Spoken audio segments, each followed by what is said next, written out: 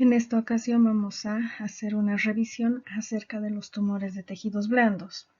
Consideramos tejidos blandos a aquellos tejidos que no son epiteliales, que excluyen esqueleto, articulaciones, sistema nervioso central y los tejidos hematopoyéticos y linfoides. Por tanto, los tumores de lesiones, los tumores de partes blandas son proliferaciones mesenquimatosas. Y esas lesiones vamos a clasificarlos tanto en benignos como malignos. Afortunadamente los tumores benignos son 100 veces más frecuentes que los tumores malignos. La mayoría de estos tumores de partes blandas se van a originar a nivel de las extremidades, especialmente en la región del muslo. La causa exacta se desconoce en la mayor parte de los casos, aunque se plantea que probablemente surgen de células progenitoras mesenquimatosas pluripotenciales en lugar de desarrollarse sobre células maduras. El pronóstico de estos tumores va a ir condicionado de acuerdo a qué clasificación y grado histológico se encuentra, esto basado en qué atipia citológica vamos a observar, la actividad mitótica y la presencia de necrosis. También nos guiamos en la estratificación de acuerdo al tamaño y la diseminación. Y en cuanto a la localización, hay que ver, ¿no? Cuanto más superficiales se encuentran esas lesiones, van a presentar un mejor pronóstico.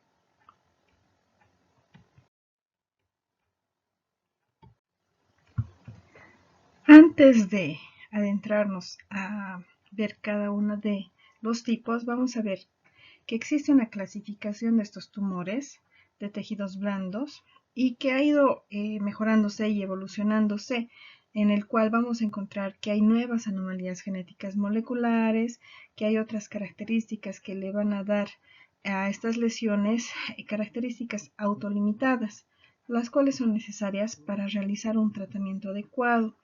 Hay que ver también, ¿no?, todas las características que estas lesiones van a involucrar. A manera de generalizar tal vez un poco en cuanto a la clasificación, vamos a ver que todas las lesiones malignas dentro de este grupo de tumores de partes blandas se clasifican como sarcomas, pero este término más que todo se lo denomina de acuerdo a sus características histológicas y que estos tumores son localmente invasivos y que rara vez metastatizan. Vamos a ver que la clasificación patológica va a ir relacionada a la morfología, es decir, a qué tejido está presente, a qué tejido se encuentra su diferenciación, por ejemplo, si tiene diferenciación muscular, si tiene diferenciación adiposa. También nos vamos a guiar con el uso de la inmunohistoquímica, además de los hallazgos moleculares que ustedes lo van a encontrar, ¿no?, en unas tablas que se encuentran en su texto guía. Vamos a ver que dentro de estas clasificaciones vamos a encontrar primeramente a los tumores de tejido adiposo. Estos tumores de tejido adiposo, hablando de las lesiones benignas, nos vamos a referir a ellos como los lipomas, los cuales son lesiones que son frecuentemente vistas en los adultos y están compuestas por adipocitos maduros. Para su clasificación se va a basar entonces en sus características morfológicas. Existe una variedad dentro de este grupo de los lipomas, pero el más común es el llamado de tipo convencional y por tanto al ser lesiones benignas y bastante bien limitadas o delimitadas, su tratamiento consiste simplemente en hacer una resección completa de la lesión. ¿Cómo son estos tumores morfológicamente? Son lesiones como masas que están recubiertas por una cápsula y que pueden tener un diámetro o un tamaño variable. Son de una consistencia blanda, pueden ser móviles, indoloros, salvo la variedad como el de tipo de los angiolipomas. Por lo general, esas lesiones se presentan en el tejido subcutáneo de las extremidades proximales y del tronco durante la edad adulta. Y como ven aquí, tenemos esta lesión que les había mencionado, lesión bien circunscrita, recubierta por una cápsula y que al corte presenta esas características típicas como si estuviéramos viendo tejido adiposo. Y microscópicamente tenemos células inocentes. Su contraparte, que es el liposarcoma, que viene a ser la lesión maligna, esto es una lesión frecuente también en la edad adulta y se desarrollan generalmente en tejidos blandos más profundos de las extremidades proximales y el retroperitoneo en individuos que se encuentran entre la sexta y séptima década de la vida. En este caso de estos tumores podemos tener diferentes aberraciones genéticas. Dentro de este tipo de sarcoma, que es el liposarcoma, vamos a tener tres subtipos principales, que son bien diferenciados, el mixoide y el pleomorfo. El liposarcoma bien diferenciado es relativamente indolente y este está relacionado a una amplificación en el 12q13q15 que incluye al inhibidor P53 y el MDM2. Cuando hablamos del subtipo del liposarcoma mixoide, en este vamos a encontrar que hay una traslocación en el T1216 y cuando nos referimos al liposarcoma de tipo pleomorfo, vamos a ver que este tiene cariotipos complejos sin anomalías genéticas reproducibles. Como ven aquí, igual se intenta, ¿no? Una lesión que está en la parte profunda de un miembro en el que se ve, ¿no?, una masa grande que aparentemente también está delimitada y al corte, dependiendo de cuál de estas características o cuál de esos subtipos nos veamos, van a tener, ¿no?, esas características de como si estuviéramos viendo igual tejido adiposo. En el caso del bien diferenciado, este se parece mucho a un lipoma que ya hemos visto anteriormente. En el caso de los de tipo mixoide, la característica de la superficie de corte varía un poco. Vamos a encontrar un material un tanto mixoide, que le llamamos como un material acidófilo o anfófilo. Morfológicamente, ya les mencioné que el bien diferenciado está compuesto por adipocitos, los cuales son maduros y también presentan células fusiformes atípicas dispersas, como ven en esta imagen. Se reconocen, ¿no ven?, los adipocitos y estas células fusiformes que vamos a encontrar dispersas y esta célula atípica que encontramos aquí, miren, con este núcleo central y multivaculado. En el de tipo mixoide, si ven, este fondo presenta este material basófilo, es un poco azulado, abundante, además de que también se van a reconocer varios capilares ramificados y células primitivas que pueden estar en diferentes etapas de diferenciación de los adipocitos que se van a asemejar a la grasa fetal. Ahora en esta otra imagen de la derecha estamos viendo el subtipo pleomorfo, un liposarcoma pleomorfo, que si reconocen aquí, estas tienen características de células anaplásicas. Los núcleos son atípicos y que están mezclados con sábanas de células bastante variables entre adipocitos inmaduros, como vamos a encontrar con algunos detalles llamados los lipoblastos. Clínicamente, estas lesiones malignas, que son los liposarcomas, recidivan localmente y a menudo de forma repetitiva, aunque se haya extirpado de una forma adecuada. En el caso de los tumores bien diferenciados, si se hace una resección bastante bien hecha, entonces también ya es curativa, excepto las otras dos variedades. Luego vamos a ver los tumores fibrosos. Dentro de estos vamos a encontrar a la fascitis nodular, vamos a ver a la fibromatosis. Dentro del tipo de fascitis nodular vamos a ver que esta lesión es una proliferación de tipo fibroblástica y miofibroblástica y que está autolimitada. Se presenta en adultos jóvenes. Con mayor frecuencia vamos a encontrarlo ubicado en el antebrazo, en el tórax y la espalda.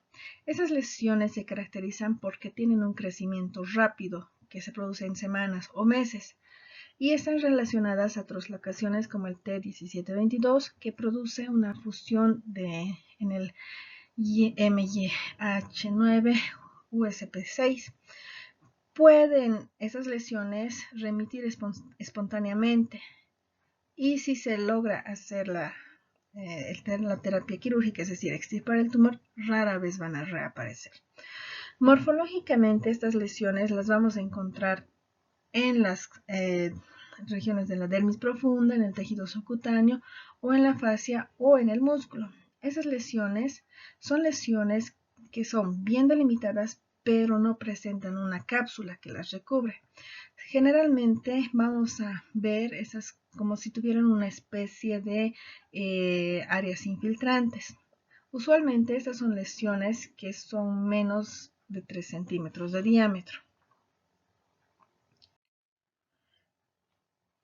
Histológicamente vamos a ver que está compuesto por estas células fibroblastos y miofibroblastos, que son células fusiformes y que están en algunas, como ven aquí, de un aspecto más engrosado o hinchado, de aspecto inmaduro, y como ven aquí son núcleos alargados y si logran reconocer tienen unos núcleos puntiformes.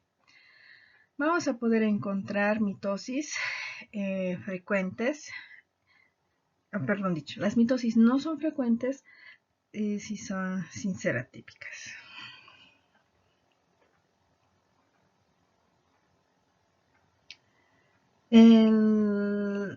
La característica de esta es que la vamos a encontrar formando patrones, como ser un patrón estoriforme o fasciculares, o en algunas áreas también vamos a ver que son bastante celulares. Pueden estar relacionadas o presentar focos de metaplasia, que puede ser de tipo ósea. Podríamos también encontrar algunas áreas que tengan un aspecto quístico, podemos encontrar células ganglionares, vasos prominentes, los eritrocitos extravasados y un infiltrado inflamatorio mononuclear de tipo linfocítico. Ahora hablando del otro grupo que son las fibromatosis. La fibromatosis vamos a dividirlo en superficial y profunda. Hablando de la fibromatosis superficial, vamos a ver que esta es una proliferación benigna y que esta puede causar deformidades a nivel local, pero con una evolución clínica inocua. Se encuentra con mayor frecuencia en hombres en relación a mujeres y se componen por células fusiformes que igual son rechonchas, dispuestas en haces anchos, mal definidos, fascículos largos y extendidos rodeados por abundante colágeno denso.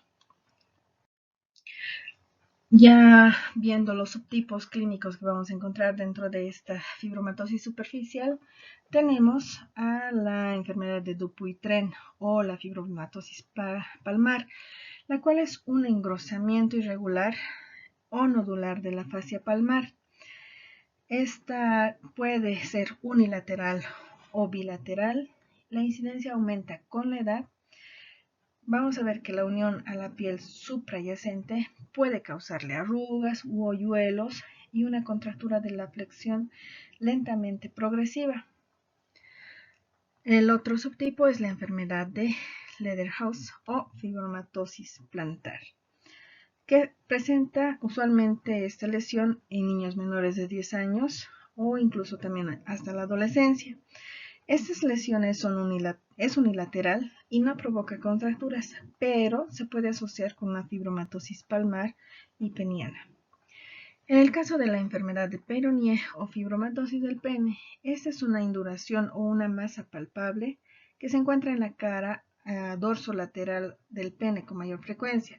Ocasionalmente, esta puede causar una curvatura anormal del eje y constricción de la uretra. Cuando hablamos de la fibromatosis palmar y plantar, estas progresan aproximadamente entre el 50% de los casos y el resto se estabilizan y no van a progresar. En algunos casos van a remitir espontáneamente, sin embargo puede haber una recaída, la cual es común, y en este caso sí también lo podremos encontrar tras haber realizado una resección. Ahora veamos lo que son las fibromatosis profundas. Estas lesiones, también llamadas tumores desmoides, Son lesiones que son masas grandes e infiltrantes y con frecuencia estas recaen, pero no se metastatizan. Estas lesiones surgen con mayor frecuencia en la adolescencia y hasta los 30 años. Predomina en las mujeres. La fibromatosis abdominal generalmente se origina en las estructuras musculoaponeuróticas de la pared abdominal anterior, pero también pueden aparecer a nivel de las cinturas de las extremidades o en el mesenterio.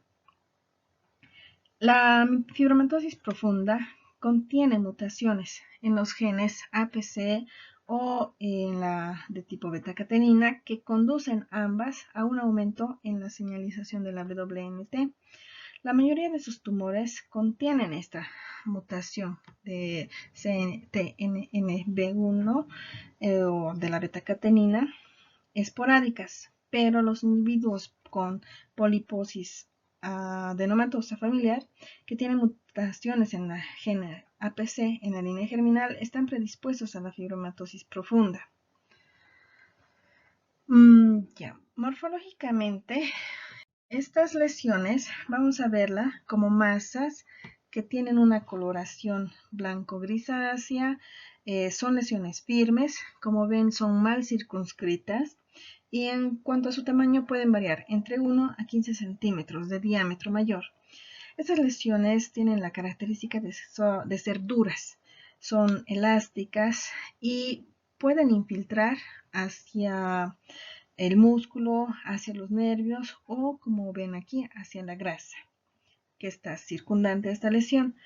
Se caracteriza porque están constituidos por fibroblastos que tienen un aspecto inocente y que están dispuestos como fascículos alargados o paralelos en el seno de un colágeno denso.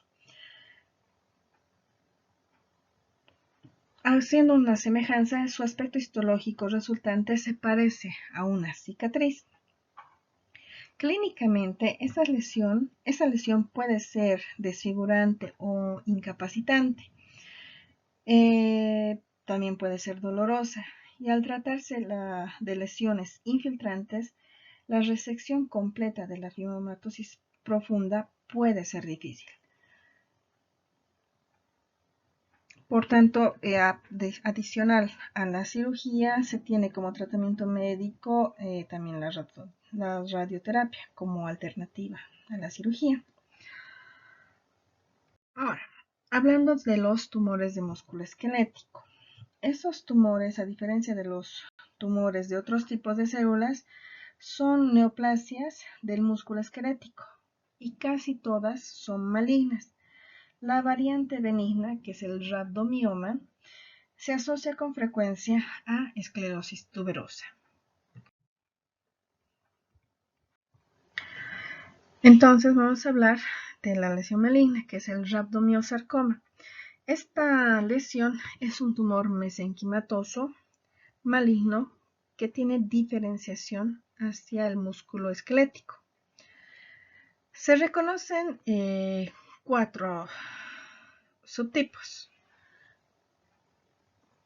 que son el alveolar, el embrionario, el pleomórfico y un cuarto tipo que no lo estoy mencionando aquí, que es el fusiforme esclerosante. Tenemos que estas lesiones o esas neoplasias malignas se encuentran con mayor frecuencia en la infancia y la adolescencia y suelen aparecer antes de los 20 años. En cambio, la variedad pleomórfica aparece en adultos mayores. Estas lesiones pueden presentarse en cualquier lugar, pero predominan en la cabeza y cuello o en el aparato genitourinario, donde la cantidad normal de músculo esquelético es escasa o nula. Solo en los miembros puede tener relación con el músculo esquelético. Estas lesiones, que son los rhabdomiosarcomas pediátricos, a menudo, como hemos dicho, ¿no?, en la región de cabeza y cuello, pueden originarse en los senos paranasales también. Y la hipótesis es que no surgen de células maduras diferenciadas terminalmente. Van a estar asociadas de acuerdo a la variante, a lesiones o traslocaciones, mejor dicho. Como ser en el caso del rhabdomyosarcoma alveolar, con frecuencia este tiene funciones del gen FOXO1 con PAX3 o PAX7 debido a la traslocación del T213 o T113. En el caso de los hallazgos morfológicos, vamos a ver, mencionando estas tres variedades, que la célula diagnóstica de todas las variedades es el rhabdomioblasto. Este rhabdomioblasto son células que tienen un citoplasma excéntrico, granuloso, eosinófilo y rico en filamentos gruesos y delgados.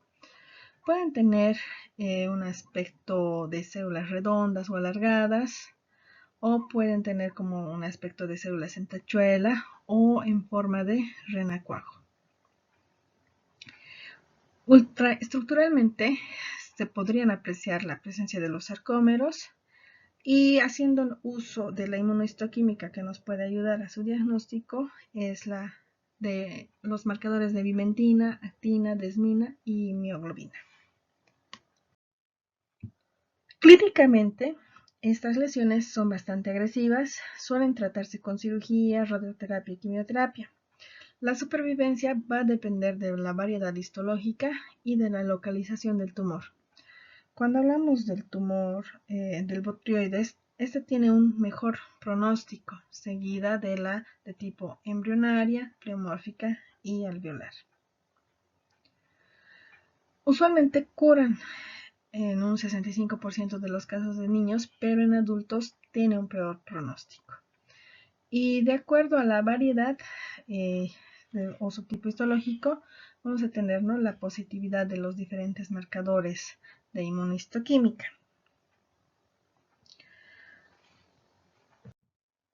Cuando hablamos del rhabdomyosarcoma de tipo embrionario, esta es una lesión que es una masa infiltrante, gris blanquecina, y que esta se compone por células tumorales que van a recordar al músculo esquelético en diversas etapas de diferenciación.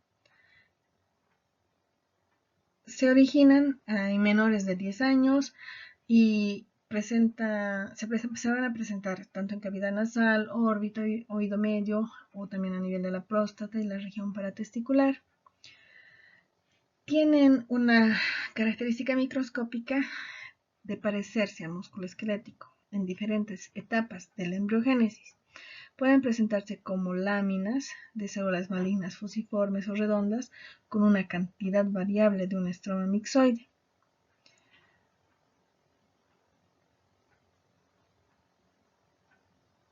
En el sarcoma botrioides, que es una variante del rhabdomyosarcoma embrionario que se desarrolla en las paredes de las estructuras huecas revestidas por mucosa, como la nasofaringe, colédoco, en la vejiga o la vagina.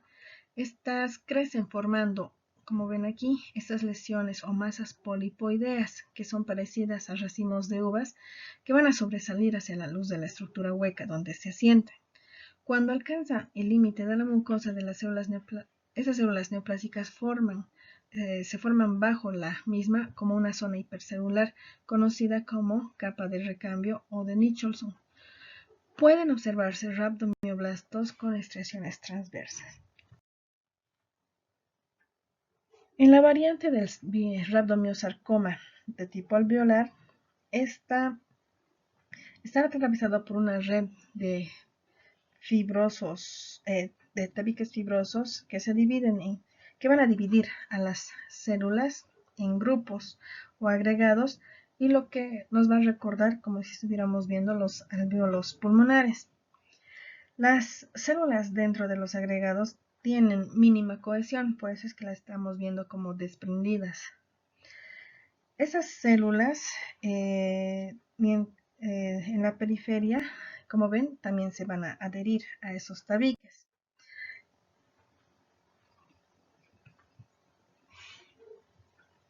En el caso del rhabdomyosarcoma pleomorfo, vamos a ver que estos están compuestos por células tumorales, eosinófilas, heterogéneas, que son grandes, a veces pueden verse de tipo multinucleadas y pueden recordar histológicamente a otros sarcomas pleomorfos. Nos va este tipo de lesiones, como ven aquí, pueden verse también con bastante abigarradas, pueden aparecer generalmente estas lesiones en tejidos blandos profundos del adulto y a veces se parece hacia un histocitoma fibroso maligno. Lo que ven aquí con las flechas indicando son la presencia de mitosis, ¿no? Este tumor se está replicando con bastante rapidez.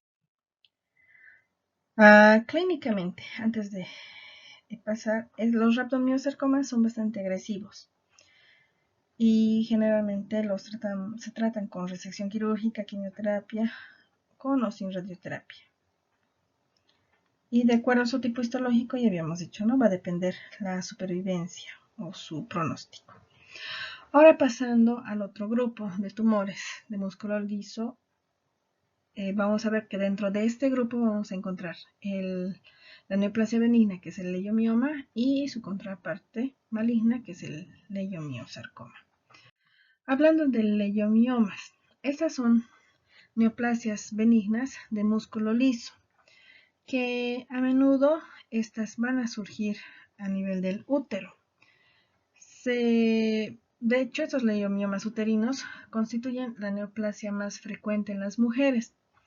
Estos leiomiomas surgen también en otras regiones donde vamos a encontrar músculo liso, como ser a nivel de los músculos erectores del vello, presente en la piel, en los pezones, también en el escroto, en los labios genitales y con menor frecuencia en las partes blandas profundas o en la pared intestinal. Usualmente estos no suelen superar el 1 o 2 centímetros de diámetro máximo, ¿no? Pero podemos encontrar igual otras lesiones de mayor diámetro. Estas se encuentran formadas por fascículos de células fusiformes que, como ven aquí, tienden a entrecruzarse en ángulo recto. Las células tumorales se observan como células con núcleos alargados, con extremos redondeados, con mínima atipia, escasas mitosis. Las lesiones solitarias curan con facilidad. Sin embargo, cuando son tumores múltiples, pueden ser tan numerosos que es casi imposible retirarlos o extirparlos quirúrgicamente de forma completa.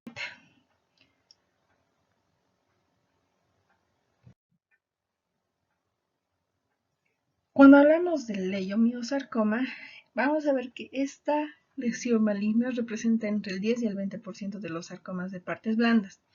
Usualmente aparecen en adulto y con mayor frecuencia en la mujer que en el hombre.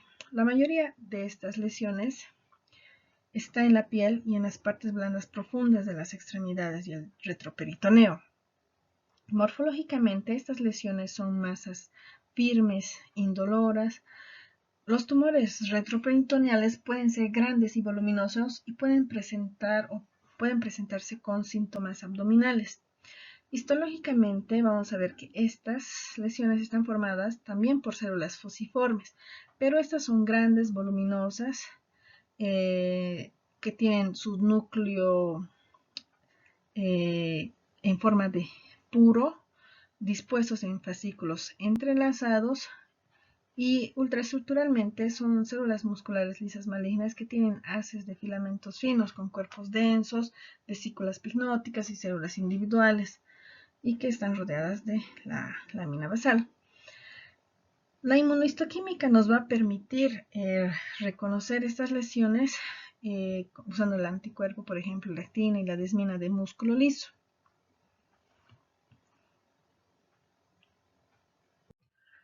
Ahora vamos a pasar a otro grupo de tumores, que son los tumores de origen dudoso u origen incierto. Estos tumores pueden asignarse a tipos histológicos reconocibles. Una gran parte o una gran proporción no van a recordarnos una estirpe mesenquimatosa conocida. Este grupo comprende tumores que tienen cariotipos simples o complejos, y hablando dentro de estos vamos a mencionar al sarcoma sinovial y al sarcoma pleomórfico indiferenciado. Hablando del sarcoma sinovial, esta lesión se originaba en tejidos blandos cercanos a las articulaciones de la rodilla, lo que ha llevado a plantear su relación con la membrana sinovial. Antes, por eso, se pensaba que este tejido era originario en la sinovial, pero todavía no se conoce cuál es la célula de origen. Esta lesión nos representa el 10% de todos los sarcomas de partes blandas y son el cuarto tipo de sarcoma más frecuente. La mayoría van a presentarse entre la tercera, cuarta y quinta década de la vida.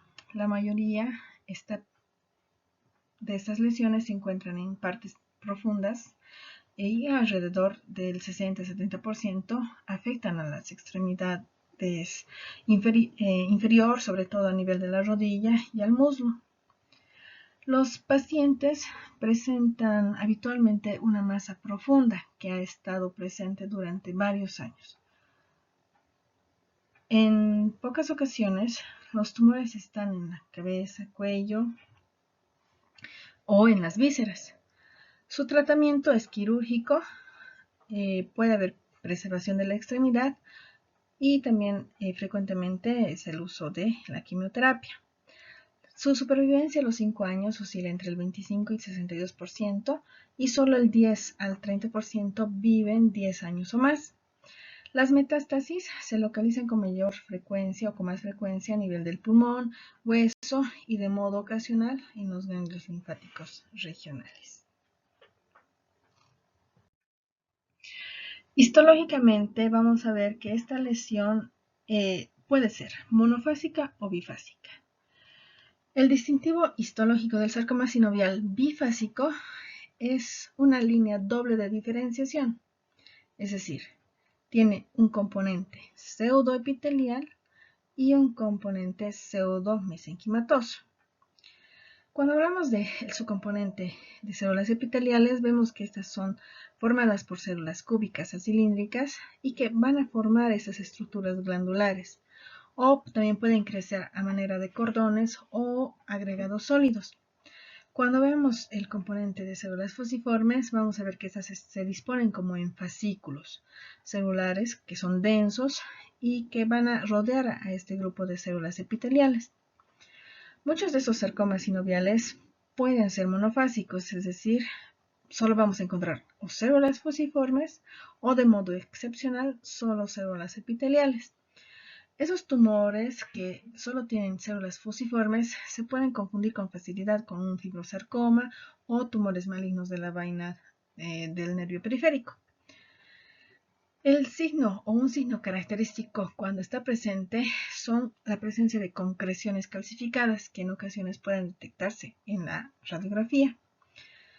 El análisis de inmunohistoquímica nos va a resultar útil para diferenciar estos tumores, porque las células tumorales tienen una reacción positiva para queratina y para antígeno de membrana epitelial, lo que les distingue de la mayoría de los otros sarcomas que habíamos visto. Y el último tumor dentro de los tumores de origen incierto es el sarcoma pleomórfico indiferenciado.